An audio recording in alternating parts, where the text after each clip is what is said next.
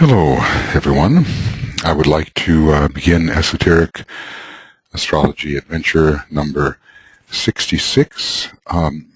We have really finished the decanates, but I noticed, well, you never finish the decanates. There's so much to be thought about it, but I wanted to read what Alice Bailey had said in the Labors of Hercules. There are three constellations in Aquarius, or let's say three zodiacal, extra-zodiacal constellations in Aquarius. The southern fish, or Pisces Australis, picturing in connection with Aquarius the coming of world saviors. I think that applies to the entire sign, really. The world savior has a strong Saturnian obligation and is sacrificial in many respects, and also has a strong Venusian note. So again, whether it's the first or the third decanate we're talking about, the idea of the world savior would apply. Note that here in the culmination of Pisces, we have one fish, the avatar, not the two fishes banded together.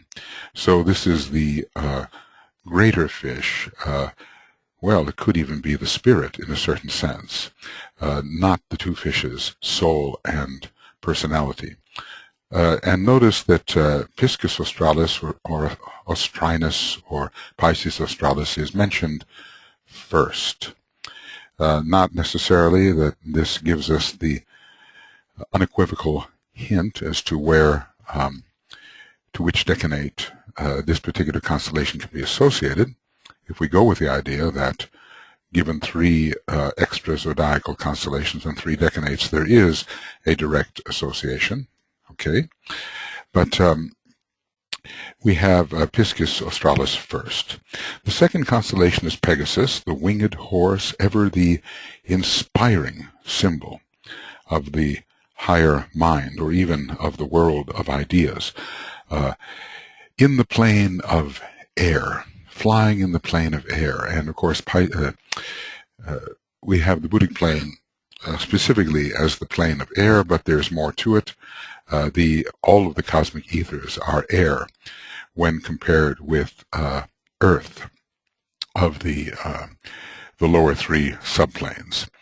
Ever the inspiring symbol of the higher mind, love spurning the earth at home in the air.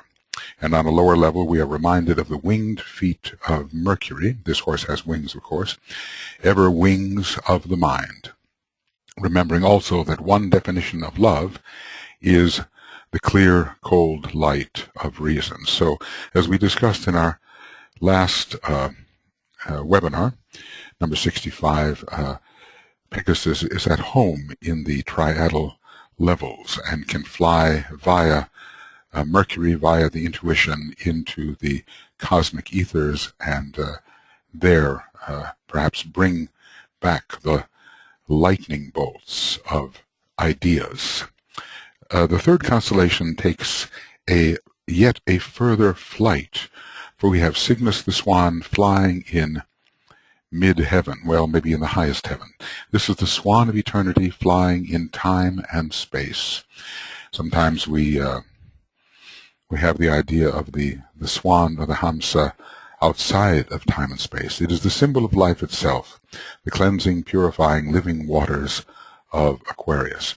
So from the perspective of these three constellations as given here, and I don't think Alice Bailey wrote this because she was not able to finish her commentary beyond Virgo, I believe. But nevertheless, the order is interesting. First Piscis Australis, then Pegasus, and then Cygnus, the swan, I think, in a way, representing not only the soul, but the spirit, life itself. And the idea here is the swan of eternity within time and space, but we also have the the great bird outside of time and space as well. And I think there is some suggestion that Cygnus could represent that. One of the ways that Cygnus represents the soul, or the solar angel, is here given. This is taken from the Wikipedia. There's a story here about two close friends, Cygnus and Phaeton. Phaeton, we know, of course, is associated with the chariot and with the sun and with driving too close. They were continually competing. One day, they each challenged the other to a race across the sky, around the sun and back to Earth. In an effort to gain the advantage, they both cut too close to the sun. So this is the symbol of seeking identification with spirit too rapidly before the form is prepared to withstand it. They both cut too close to the sun, and their chariots were burned up. Oh, well, you know, we often talk about the burnout that we can go through, or what the frying that can happen to us if we let loose the spiritual energies in our nature too rapidly before the form can really bear them or stand them. They both fell to earth and were knocked unconscious. This is interesting. The loss of consciousness, perhaps, of who they really were. Upon recovering, Cygnus began looking for his friend. Now, the depth of unconsciousness here is deeper for Phaeton. I think Cygnus awoke earlier. Cygnus began looking for his friend Phaeton and discovered his body trapped by the roots of a tree at the bottom of the Eridanus River. Well, he is rooted in the earth, and the Eridanus River is the river of souls by which human beings come into incarnation. Hence the association possibly with the Saturnian decanate in Taurus. In an effort that is the river Eridanus associated with the Saturnian decanate in Taurus. That's not absolutely decided because we have Saturn and Venus, and we have to apportion Orion and also Eridanus in the proper place. In an effort to retrieve his friend's body and give it a proper burial, Cygnus repeatedly dove into the river. In other words, Cygnus didn't have to. This is the river of souls taking incarnation. And poor Phaeton is rooted deep in the earth. He is deep in incarnation. He is unconscious and lost in the process of incarnation. But Cygnus could not reach his friend's body. He could not find Phaeton, so deeply immersed was Phaeton. While he sat grieving on the bank of the river, Cygnus begged for Zeus to help. Zeus replied that if he gave Cygnus the body of a swan, which is, of course, a great, beautiful and Venusian bird, he would be able to dive deeply enough to retrieve his friend's body. In other words, pull us out of incarnation and redeem the lower consciousness so deeply rooted in the incarnational process. However, if Cygnus did take the body of a swan, he would also be giving up his immortality. So the solar angels are the great immortals, but from a certain point of view, when they infuse our substance with an aspect of themselves, they share, at least in terms of consciousness, in our cyclic mortality, and would live only as long as a swan would normally live. Cygnus readily agreed to this in order to retrieve his friend's body. This seems a very apt kind of a story to represent Cygnus as the immortal swan diving deeply enough into time and space, to deeply enough so that an aspect of his freedom is sacrificed. The sacrifice is the key here. Cygnus readily agreed to this in order to retrieve his friend's body and give him a proper burial, allowing his friend's spirit to travel into the afterlife, which apparently it could not do, so deeply immersed was it. But Zeus did recognize his sacrifice. In honor of this great unselfish act, Zeus placed Cygnus' image, that of a swan, in the night sky. And so we have the idea of the solar angel in the form of a swan diving down to pull us up, and in a way sacrificing an aspect of his own immortality, at least for a long time engaged in the cyclic mortality of the human being, but somehow able to redeem this human being so it can rise into the more subtle worlds, which I think here the afterlife represents. So in a way, Cygnus is a very good symbol of the soul or solar angel, but from another point of view, it represents life or spirit and the swan out of time and space altogether, a great, beautiful bird of eternity, which Madame Blavatsky discusses as the Hamsa.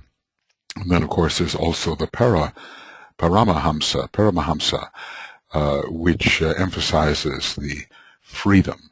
I've been told by someone I trust here that the third degree initiate is known as the Hamsa and the fourth degree as the Paramahamsa. Now, okay. Anyway, we want to know some of these meanings of the extra-zodiacal constellations, whether or not we associate them with a particular decanate, or whether the Aquarian individual has a connection with all of these kinds of influences. And I think the latter is the case. The Aquarian has a connection with all of them, but perhaps there is a specific resonance between one extra-zodiacal constellation and one of the decanates. But that is speculative, and we will have to test that out in our own psyche. Here is Pegasus and Bellerophon, riding Pegasus. He is the hero who subdued or at least tamed this particular horse. There are genealogies for these beings, and let's just see a little bit about Pegasus. He's one of the best known mythological figures in Greek mythology, a winged divine horse, usually white in color. This symbolizes the idea of the purified personality, which, if sufficiently purified, can attain wings, and is no longer elemental in nature, but is more angelic in nature, can fly into the higher worlds via the Mercurian intuition, but only after purification has occurred. It's not a black horse, is it? He was sired by Poseidon, who is virtually Neptune, and his role as horse god. That Poseidon is that because the horses are the emotions. Horses are the symbol for the emotions over which sixth ray Poseidon presides. And foaled by the Gorgon Medusa, this is in the world of illusion, and the snakes of Medusa represent all of the different forms of Maya, glamour, and illusion to which we can be subjected. He was the brother of Chrysaor, born at a single birthing when his mother was decapitated by Perseus. And the Greco-Roman poets write about his ascent to heaven after his birth and his obeisance to Zeus, king of the gods. This is the part of ourselves that flies into the heavens and has close association with the gods in their domain, and their domain is the cosmic ethers. And Zeus instructed him to bring lightning and thunder from Olympus. Well, I guess we can talk about the power of ideas. Sometimes Master Morya speaks of the lightning of thought. And here we have the flashing forth of ideas from the higher realms and the great sound that they make, which arrest everybody's attention. The thunder is a frightening sound, and it shows the power and the might of the higher realms. Lightning and thunder involved with Pegasus. At least one of the traditions says so. He's the friend of the Muses. He's the creator of Hippocrene, the fountain on Mount Helicon. Presumably, we're dealing here with a rain cloud of knowable things and how one can derive from this fountain all manner of heavenly missives and ideas and the beings that come from the higher heavens. Ideas are those beings. He was captured by the Greek hero Bellerophon near the fountain of Pyrene with the help of Athena, that crafty goddess, and Poseidon. his father. Pegasus allows the hero to ride him to defeat a monster, the Chimera, or the Chimera, who is again the representation of all the glamours and illusions of the lower world, and these illusions can be defeated by the inflow of intuitive ideas from the realm of intuition. Not the mind itself, but the intuition defeats illusion. So we could even put that in there if we wish to. Yeah, it is the intuition which defeats the Chimera, or Chimera, however you want to pronounce that, which is illusion, and had other exploits. His rider, however, falls off his back trying to reach Mount Olympus. Always there are these stories of trying to go too high, trying to come too close to the gods and not succeeding. Zeus transformed him into the constellation Pegasus and placed him in the sky. I assume that means the horse itself, how he rose into immortality in the sky. So we have to be careful about how we ride Pegasus, how high we strive to reach. We are attempting to reach the heights, but we must be prepared. And Pegasus people, under Mercury and under the Gemini part may attempt without preparation to reach into the heights, and this has to be a tendency which is tamed and regulated. There are many variants of the myths. He's the symbol of wisdom and especially of fame from the Middle Ages until the Renaissance. He says the symbolism varies with time. Symbol of wisdom, well, that's up in the cosmic ethers. He became the symbol of poetry, the flights of poetic flights, and the creator of the sources in which poets come to draw inspiration. I think that's very important. What are those sources? They are found in the intuitive realms and the cosmic etheric realms. So, creator of the sources in which the poets come to draw inspiration, particularly in the 19th century. He's found in the icons. Iconography is very rich. It says personification of the water, solar myth, or shaman mount. Carl Jung and his followers have seen in Pegasus a profound symbol of esoteric, symbolic esoteric, in relation to the spiritual energy that allows access to the realm of the gods on Mount Olympus. Well, I think we can all agree with that. A profound symbolic esoteric, well, is it a noun? In relation to the spiritual energy which allows access to the realm of the gods.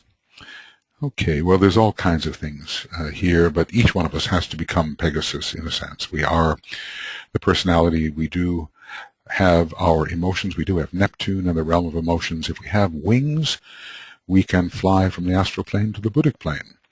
There is that astral-Buddhic leap, and perhaps Pegasus is the symbol of the way of achieving that leap into Buddhi from high aspirational emotion. The springs are bursting forth when Pegasus strikes the earth. There is rapture. There is at the behest of Poseidon to prevent the mountain swelling with rapture at the song of the muses. Oh yes, interesting. Pegasus was peacefully drinking from a spring when the hero Bellerophon captured him, and the Pegasus carried thunderbolts for Zeus. Well, there are many things that can be said here, but we just want to get the idea of flight, of inspiration, of aviation, of taking off, of no longer being bound in the lower aspects of the personality. Not much is said about Piscis Astrinus. There are perhaps a few things, and I'm wondering, whoops, this is not going to be, yeah, okay. Extra-Zodiacal Constellations, and maybe I will try to make this just a little easier. Okay, the Southern Fish. Let's see if anything really of note is, well, there is one fish. There's one fish and there are two fishes, and the greater fish ends up being the more important. the greater fish and is portrayed as swallowing the water being poured out by Aquarius. I think we referred to that act. The two fishes of the constellation Pisces are said to be the offspring of the greater fish. It's like unity bringing forth offspring of duality. In Egyptian mythology, this fish saved the life of the Egyptian goddess Isis, who was really serious in a way.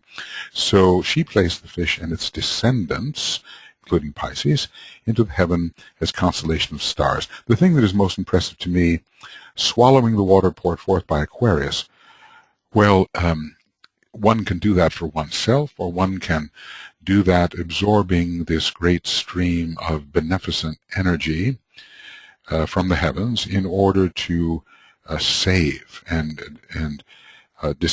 distribute this energy in acts of salvation. So here we have the saving fish particularly. There are all kinds of things. Here's, let's see, what is the name of this? Ian Ridpath's Star Tales. This we could enter and discover more, but I don't want to get too far off the track. The idea is here that there is an absorption of the waters poured forth by Aquarius, and it's the symbol, perhaps, of the world savior being able to be so thoroughly equipped, so thoroughly embodying these energies as to be able to do great good with them. Of course, at the same time, swallowing can be a selfish act, so we have to look at the negative side of it as well. And this would have to be studied in relation to particular people and groups and so forth. All right, now that's a little bit of an extension. And let's just see. Yes, here we are.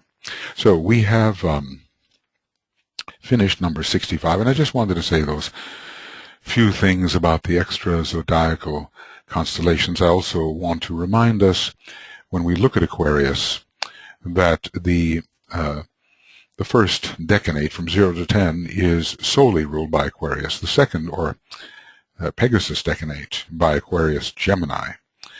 We call, Gemini with its flights of fancy and its difficulty in rooting itself upon the planet. DK tells us that somehow the seventh ray is missing, although the image of the pillars from the past suggests the strength of the seventh ray. When we look at Gemini, all the other rays are present on the cross, but not the seventh ray. Of course, I think that can be said for all of the mutable cross, but he brings that out in Gemini, and he talks about the difficulty which Masonry has had in anchoring itself upon the earth. Masonry, a peculiarly Geminian fraternal order. So the idea of being able to fly away from the earth and to receive all manner of ideas, particularly attuned with the higher realms and bringing them down, but not really anchoring them. So this has a very strong connection with the Pegasus type of imagery, which is involved with flight more than it is with walking steadily upon the ground.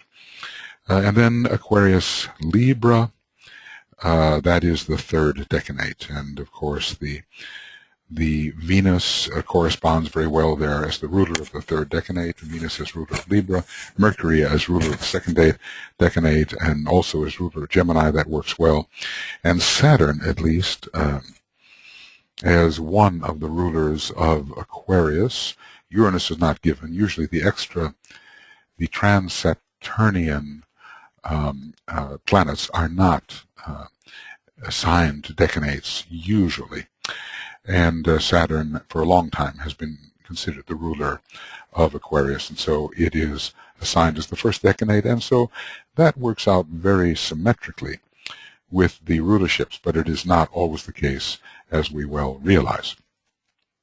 All right, now we have the Tibetan making a transition here. He's talking about what we're going to do after we visit Aquarius. So we're moving clockwise through the zodiac. We're going to visit Capricorn. We shall next consider Capricorn at some length, a most mysterious constellation, far more mysterious than Exoteric Astrology indicates.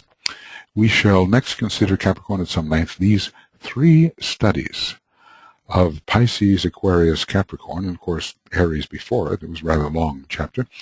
Will be slightly longer than the succeeding ones, as I have been laying the foundation of what I have to say under our 5th point, which will be the 3 crosses, and he will take these up later in the book.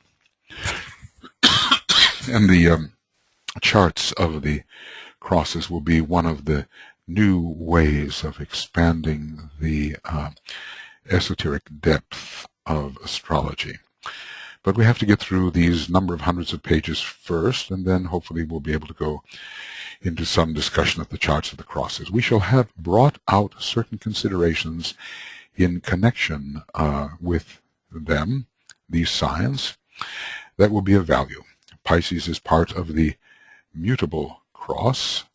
That was interesting. Pisces, Scorpio, and one other, Pisces, Scorpio, and one other, yes, Capricorn. Those were the 3 constellations most related, each from a different cross, most related to the human kingdom. We remember discussing that. Pisces is part of the mutable cross, Aquarius of the fixed cross, and Capricorn of the cardinal cross, and there will therefore be no need to repeat in such detail what I have here said when we are discussing the other signs.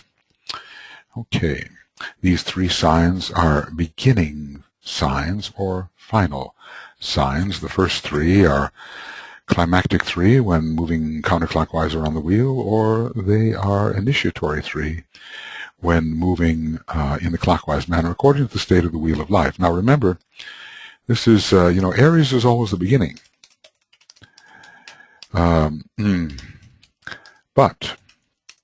often when moving on the clockwise wheel, let's see if I say clockwise wheel, what happens? Yeah, it does. When moving on the clockwise wheel, we begin with Pisces, and DK often numbers the signs in the clockwise manner as if a beginning has been made in Pisces. But sometimes he does begin in Aries and move backwards as if Aries is sign number 1, fits with the first ray, Pisces sign number 2, second ray, and Aquarius sign number 3, in which the third ray, we have noticed, is prominent. So he's talking about these 3 signs, either of beginning or of consummation. We've seen that the initiate does reach heights of achievement in Capricorn, Aquarius, and Pisces, and they are signs which are often related to the later initiations, the 3rd, the 4th, and even the 5th. And these we have seen in the lives of some rather spectacular people, Swami Vivekananda. We've seen Ramakrishna involved in the Aquarius Pisces. We've seen Francis Bacon involved in Aquarius. We have the association of Pisces with the Christ and so forth. So some of those who are ending their long journey, pilgrimage as a human being, are focusing in those latter signs as 3rd degree initiates and beyond. Let's see what's said here. They also sum up or initiate the activities of the other 9 signs, which are fundamentally strictly human signs, and synthesize the results of experience upon the 3 cross. Let's look at that. They also sum up or initiate the activities of the other 9 signs, which are fundamentally strictly human signs, and synthesize the results of experience upon the 3 crosses. Well, they do synthesize the results. Capricorn synthesizing, in a way, the cardinal cross, Aquarius synthesizing the fixed cross, Pisces synthesizing the mutable cross. But to call The other 9 signs, including Aries, as fundamentally strictly human, well, we will have to investigate that. From Aries through Sagittarius, we have 9 signs which DK says are fundamentally strictly human. Okay, now at other points he talks about human signs in a different way, and some of the signs have human figures like Gemini and Aquarius. So Aquarius actually has a human figure in it, and he refers to them as related to the human kingdom. So there are different perspectives on what makes something human. Sometimes he talks about Aries, Taurus, and Gemini, one of them having the human being in them, as if they are very subjective and not so much related to human development at all, but are strictly that which initiates human development. So from a certain perspective, we have remaining then, from Cancer through Sagittarius, the human stages of development. Can we say that the human being leaves the human kingdom when becoming the initiate in Capricorn? Not exactly, but certainly is a higher type of human being. Well, anyway, let us say that from Cancer through Sagittarius, we have strictly human signs. Those that are very much concerned with the normal type of human development, neither too subjective as Aries, Taurus, Gemini, or too climactic as Capricorn, Aquarius, Pisces. So really we're looking at 6 signs and 6 signs, aren't we? Interesting. And 6 of these signs are abstracted from strictly human development, and 6 of the signs are absorbed in the human process. We shall now be able to cover our present thesis, anent the philosophical implications of the Great Wheel. I guess that's what he's teaching us. The philosophical implications of the Great Wheel far more rapidly, as I can now leave what else remains to be said in connection with the 3 crosses until I come to that part of our section. Till I come to that part of our section 6. Well, okay. There I shall have much of interest to point out. So we have been studying, essentially, what DK calls a treatise on the philosophical implications of the Great Wheel of the Zodiac. And by philosophy, we mean that higher perspective on the meaning of these signs when applied to the great pilgrimage of human development. What place do they have in the cosmos? This we are attempting to learn.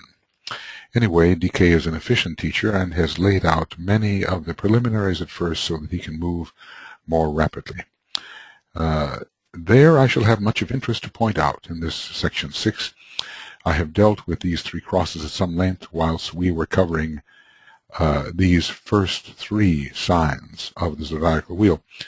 Not really so much the cardinal cross. Let's see how we do this. The cardinal cross has not been thoroughly considered. But we do remember there was a thorough consideration of the fixed cross, rather the mutable cross, followed by a slightly less thorough consideration of the fixed cross, but still ample. And he has not done this so much, but he will in Cancer do this and talk about the 4 great themes, which are, I think, creation, manifestation, legislation, and initiation. Aries through Capricorn, respectively, on the cardinal cross. Okay, so I've dealt with these 3 crosses at some length whilst we were covering these first 3 signs of the zodiacal wheel as it revolves from Aries through Pisces to Taurus. Each of these 3 is found on one of the crosses, and these are the 3 climactic signs we're talking about, Capricorn, Aquarius, Pisces, and thus in themselves and in their relationship, they constitute a complete unit. Well, they are certainly a unit of initiation. They are a, what can we call them? These 3 are a climactic unit, synthetic or synthesizing synthesizing unit. They synthesize, we are told, the different qualities of each of the crosses, different energies. They are absorbing. It's interesting, we have 3 synthesizing planets. Let's just say, just as there are 3 synthesizing planets, there are 3 synthesizing signs. Our synthesizing planets, Saturn, Uranus, and Neptune. Well, I think we can see that the synthesizing planets are related to the synthesizing signs, with Saturn related to Capricorn, Uranus to Aquarius, and Neptune to Pisces. Neptune, which is really the last of the synthesizing planets, that's a good question, because in a way we're in a second-ray solar system, and Neptune might hold the highest position, being a second-ray monad in a second-ray solar system. But Uranus, of course, is in a way king of the gods and has a first-ray monad, and probably will rise to its most prominent position in the next solar system, which will be a first-ray solar system. It is interesting to note how these 3 signs are either those of commencement upon the mutable cross or of consummation upon the fixed cross. We're talking about the cross of form. We're not talking about the mutable signs. We're talking about consciousness on the fixed cross. So Aries, rather not Aries, but Pisces, Aquarius, and Capricorn are signs of commencement. How interesting to think of them in that way. It's not usually the way they are thought of. Or of consummation upon the fixed cross, as the fixed cross is getting ready to allow the man to transfer to the cardinal cross. In the case where they stand for beginning, and we're talking here, well, he's changed this a little bit. He's this is interesting. we were discussing Capricorn, Aquarius, and Pisces as signs of synthesis, but now he has shifted the discussion. See, look at here. Indeed, he has discussed Pisces on the mutable cross, Aquarius on the fixed cross, and Capricorn on the cardinal cross. Right, but now he's going to take, Aries will take the place of Capricorn, which is interesting, and in fact it does do that. Later, in a higher initiatory stage of our planet, the sign of initiation will not be Capricorn so much as it will be Aries. So there has been a shift here, and we have to see why this should be the case. Notice the shift with Aries taking the place of Capricorn. Now, as I have said, we oftentimes begin with Pisces, and he numbers the signs as if they begin with Pisces. Sometimes he calls Scorpio the 5th sign. Well, if he began with Aries moving clockwise, he couldn't do that. But he begins with Pisces, Aquarius, Capricorn, Sagittarius, Scorpio. Scorpio then is the 5th sign, beginning with Pisces. Okay, this shift, one has to follow carefully. But certainly, Aries is a climactic sign. It's both the beginning and the end. So when they stand for beginning, we have Aries is the first aspect, and its movement out into incarnation. Let form again be sought.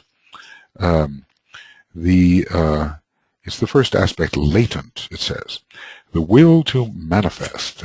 Aries has the 1st and 7th ray, which are manifestational rays.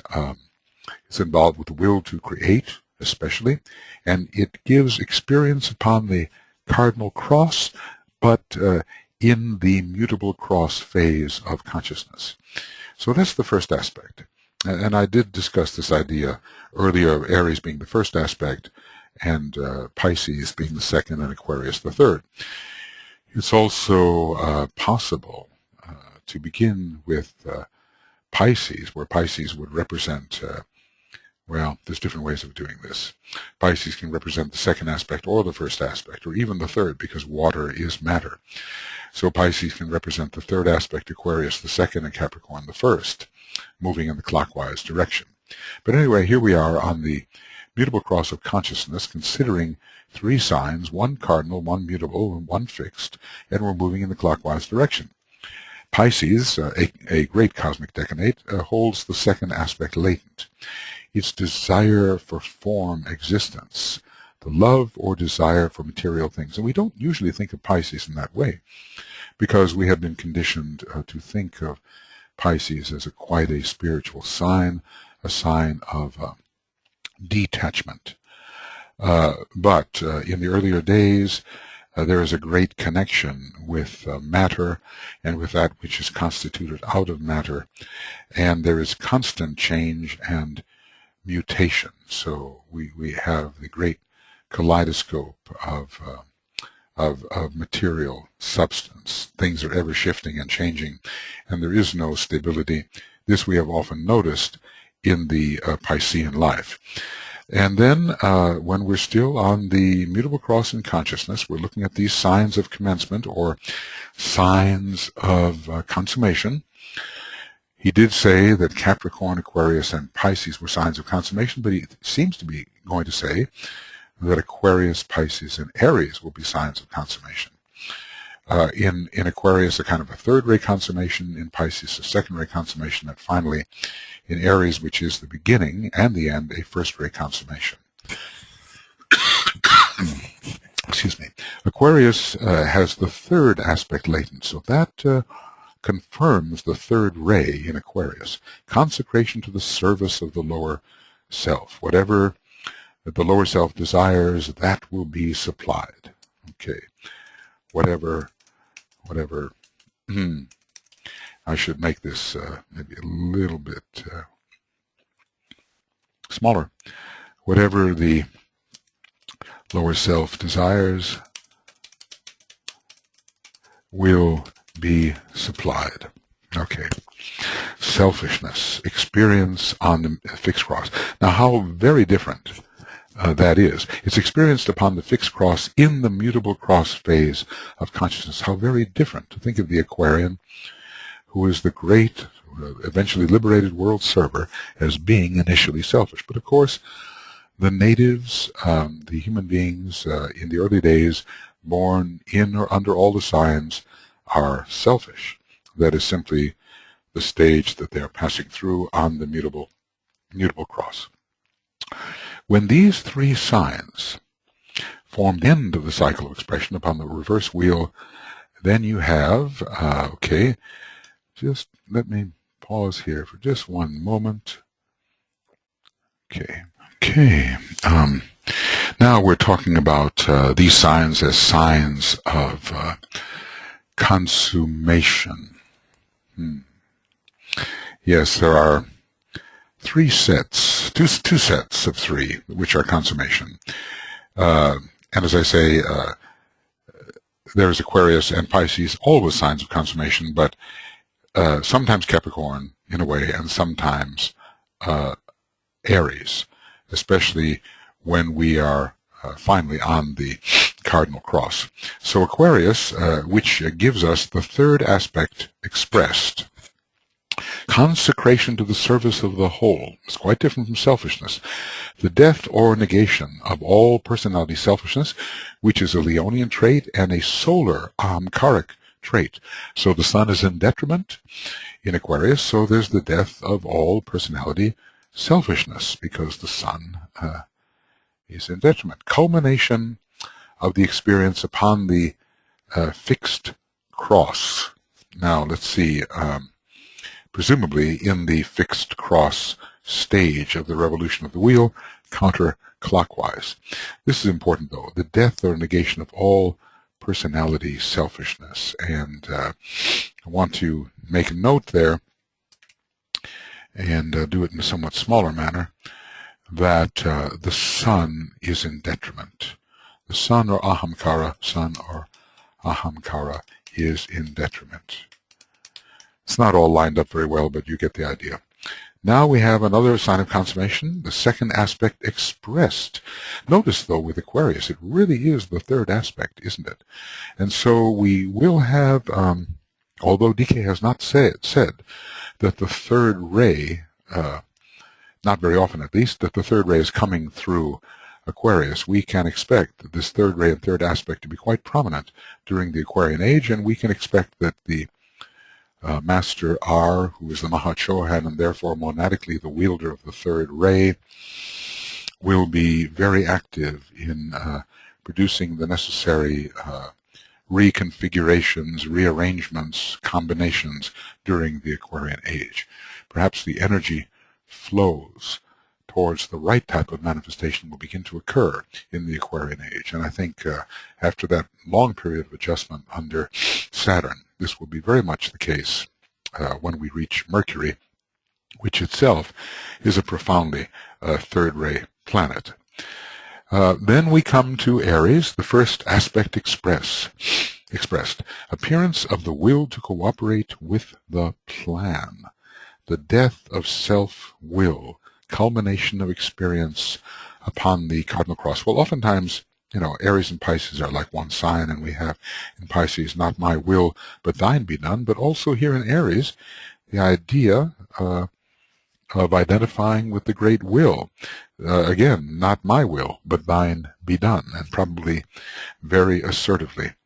Culmination of the experience upon the cardinal cross, though I would say probably in the, well, it could be in the very last part of the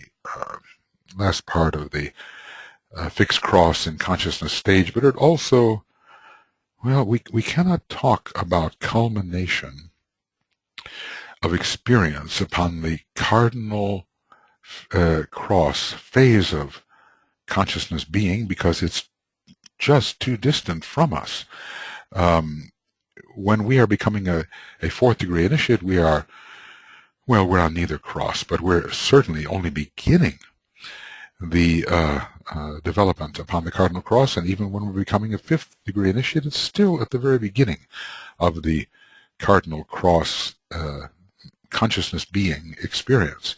So we can't really talk about culmination of experience upon the cardinal cross in terms of the cardinal cross phase of consciousness being.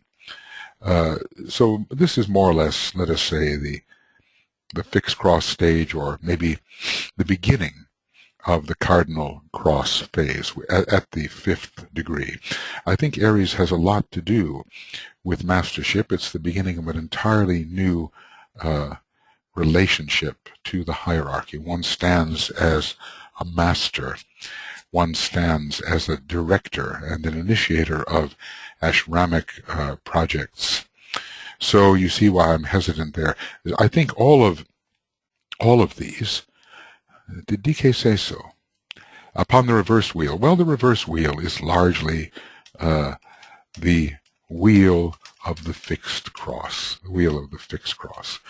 But the very last culmination here in Aries suggests something more than just the fixed cross, but it doesn't suggest the finality of life upon the cardinal cross, because where does that end anyway? All right, moving on. The same basic mode of considering the three crosses can be carried out with Gemini, Taurus, Aries, or the reverse, Aries, Taurus, Gemini. Well, you see what he's doing here. He's always using Aries as a beginning or ending point. At least here he is, although he began talking about Pisces as an ending point and a synthesizing point. He uses Aries as a beginning or ending point, in this particular discussion at least. Now, if we go higher up where we were before, Aries through Pisces to Taurus, each of these three is found upon one of the crosses. Now, which three are we talking about? He has been talking about, well, here it is, the three crosses. We have brought out certain considerations with them which will be of value, and he's talking about the study of Pisces, Aquarius, Capricorn, we shall bring out certain considerations in connection with them. Pisces is part of the mutable cross, and we will have no need. The three signs are beginning or final signs, according to these three signs. Well, there it is. These three signs, which are Pisces, Aquarius, and Capricorn, are beginning or final signs according to the stage of the wheel of life. But then, when he goes on to describe the beginning or final signs, he always includes Aries instead of Capricorn. They sum up or initiate the activities of the other 9 signs, which are fundamentally or strictly human signs. That's why I asked even Aries, and then sure enough, when we go just a little bit farther down, he substitutes Aries for Capricorn. They are both synthesizing signs, but Aries has more to do with the mysteries of spirit and of being, and Capricorn more to do with the mysteries of the life of the soul. They are both signs in which the third initiation can be taken, and of course Aquarius as well. And at the third initiation, the mysteries of being begin to be revealed, because a man is coming more in conscious touch with his monad. So this happens at the third degree, where either or both Capricorn and Aries do preside. All right, now moving right along here. Yes, he's going to discuss the same kind of beginning and ending. He's going to stick with Aries as the beginning point.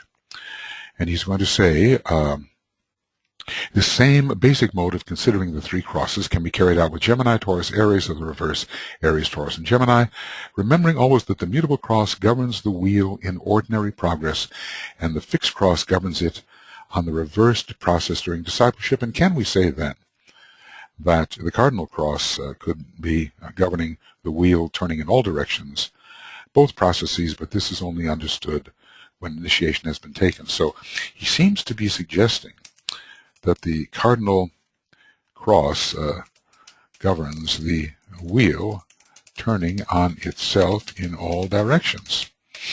And the cardinal cross supervises a stage of development which is extremely long.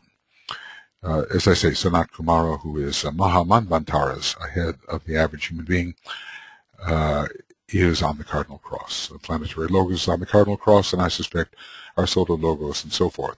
I don't know of any other crosses. But then once we go beyond the jurisdiction of the zodiac and we leave, in a way, the province of the one about whom naught may be said, we can no longer speak in terms of our particular zodiacal 12. So the crosses of which we discuss, the crosses we have been discussing, will no longer be operative. Maybe there'll be a higher correspondence to these crosses. But remember that the zodiacal constellations are the heart and the head center of the one about whom naught may be said. So if we were to go beyond our local super constellational logos, which we call the one about whom naught may be said, we would not be dealing with our particular cardinal, fixed, and mutable crosses. We'd have to look for some kind of higher correspondences. But, you know, that's so far away and so far ahead that we might as well learn a lot about what's going on within our local one about whom naught may be said, about whom we can say nothing, really. Nothing meaningful, I suppose. So here we go with Aries. And we are taking this in the counterclockwise direction. We are not taking it in the, we're not taking this in the clockwise direction. We're not taking this on the wheel of form or on the stage of the ahamkaric stage, the stage of self, the stage of selfishness on the mutable cross. Okay, Aries governs the path of discipleship. How interesting, or at least initiating one's treading of the path of discipleship. The opposite sign, Libra, governs the treading of the path. Interesting. Governs the treading of the path. The will to return to the source, and the source is being. So hence Aries' connection with being, Aries' connection with the soul of India, the first ray soul of India, which always emphasizes the Brahman or the Para-Brahman or the pure being, very fittingly. It is the determination to achieve liberation, and in this respect, let us remember that Uranus is the hierarchical planet in Aries. Uranus the liberator, Uranus the first-ray planet in the first-ray sign Aries. That is liberation, liberation from all form, the emanating cause of changes upon the mutable and fixed cross. So let's just say all that happens on these lesser crosses is impulsed from Aries. If we move further, we find Taurus. Taurus on the counterclockwise wheel. Taurus, the desire to overcome desire. Oh, this is a wonderful way of speaking of it. This is, can't really get rid of desire. We can only co-measure our desires. Desire is so absolutely cosmic. It is the great force by which the apparently separated elements of cosmos, separated through the power of emanation, regather and and coalesce and recohere. So desire is so cosmic, we're not going to get rid of it, but we will get rid of our lower desires, and that's basically what the Buddha was teaching. The desire to overcome desire. This is the Buddha's great teaching. The longing for liberation, even now existent in Buddhism, a true liberation is the goal. Transmutation of desire into love. Well, it's the second sign. It is the great sign of desire. And in terms of illumination and pure reason as found on the Buddhic plane, Taurus can be very connected with love, because love is sometimes defined as pure reason. Love defined as pure reason. But this is the desire to overcome desire. It is the Buddha's teaching. And the Buddha is for our humanity at least, the archetypal Taurian. Then we have Gemini. Still on the counterclockwise wheel, the fusion of the opposites, soul and personality, or maybe even spirit and matter in some respect, the intelligent work of at-one-ment and synthesis and intelligence. You know, Gemini has a very strong intelligence. As a matter of fact, is the, let me do this correctly, is the third ray connected with Gemini? And I would say yes, it's the third sign. And remember, these are constellational lords, so they have a ray for the monad, a ray for their soul, a ray for their personality. And then, you know, of course, other rays as well that we're not in a position to assess, just the way we're not in too great a position to assess the mental, emotional, and physical rays of the planetary logoi, but we can hazard guesses. The fusion of the opposites, the intelligent work of at-one-ment, synthesis, but let's call it an articulated synthesis, not creating homogeneity, but let's just say variety remains within the achieved synthesis. Variety, yeah. All right, the fusion of the opposites. There is a way in which soul and spirit are opposites, and they are fusing under Jupiter and Gemini. There's a way in which personality and soul are opposites. They're fusing under Venus. But intelligence is always found in Gemini. So even though it's a very second-ray sign, at least that's what's emphasized when we talk about this sign of this constellation, the third ray is there. An intelligent synthesis is present. All right, so that's on the counterclockwise wheel. And these are signs of commencement or signs of finality. They are signs of commencement on the counterclockwise wheel. They are signs of a kind of finality on the clockwise wheel, in which the individual is again poised to go forth into matter, seeking form, etc. Okay, Gemini. We have experience of the pairs of opposites, all manner of them, perhaps some soul and personality experience, but oftentimes just the contradictions of life. You know, the contradictions, the good and bad of life, the attractive and repulsive. These are experienced by the Geminian, oftentimes caught in the contradiction, pronounced and separative duality. We are sometimes told, and we see for ourselves, that Geminian people often have a great split between the different sides of their character. In other words, we have a condition of disintegration, so that the different parts of the individual, maybe two parts especially, are not well put together, and that has to be achieved in Gemini eventually under the influence of Venus. The interplay between the twins, soul and form natures. Well, we are, in terms of these climaxes we're talking about, we are coming gradually to the interplay of the soul and form, and that will lead to a more integrated condition.